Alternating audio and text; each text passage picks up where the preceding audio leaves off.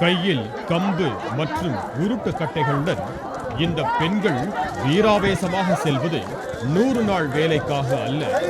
கடலூர் மாவட்டம் விருதாச்சலம் அடுத்த கட்சி பெருமானத்தம் கிராமத்தில் புதிதாக திறக்கப்பட்டுள்ள டாஸ்மாக் மது கடையை அடித்து உடைக்கத்தான் இந்த வேகம்.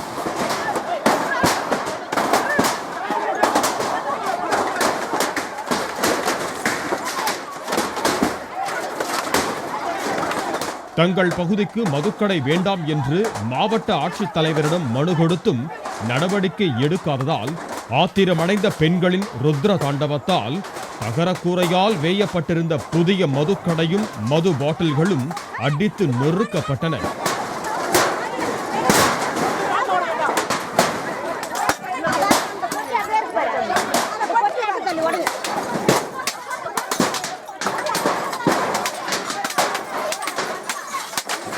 பெண்கள் ஆவேசத்துடன் மது பாட்டில்களை அடித்து உடைத்துக் கொண்டிருக்க இதுதான் சரியான சந்தர்ப்பம் என காத்திருந்த குடிமகன்கள் சிலர் நைசாக மது பாட்டில்களை திருடி சென்றனர்.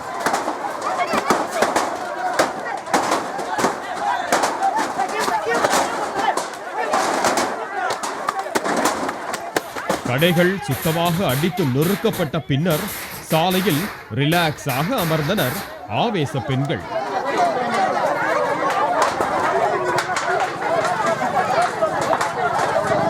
அங்கு தாமதமாக வந்த காவல்துறையினர் மதுக்கடை இருந்த இடத்தை பார்த்து அதிர்ச்சியில் என்ன செய்வதென்று திகைத்து நின்றனர். இது தொடர்பாக எந்த ஒரு பெண்ணையும் காவல்துறை கைது செய்யவில்லை.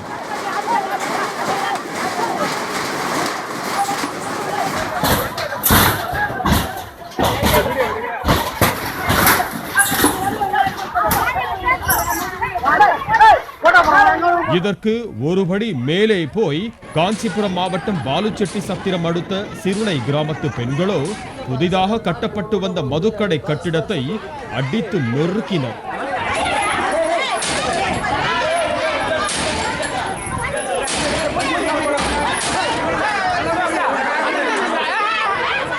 அங்கிருந்த செங்கற்கள் தூக்கி எறியப்பட்டன.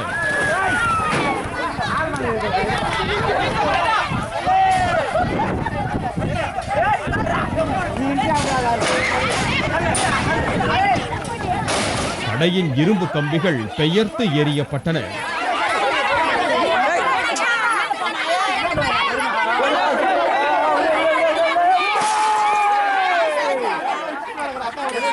ஊர்தோறும் பெண்களிடம் எழுந்துள்ள மதுவுக்கு எதிரான எழுச்சி மதுவை ஒழிக்கும் புரட்சியாகவே பார்க்கப்படுகிறது. பாலிமர் செய்திகளுக்காக நெய்வேலி செய்தியாளர் செந்தில் மற்றும் காஞ்சிபுரம் செய்தியாளர் ஸ்ரீராம்.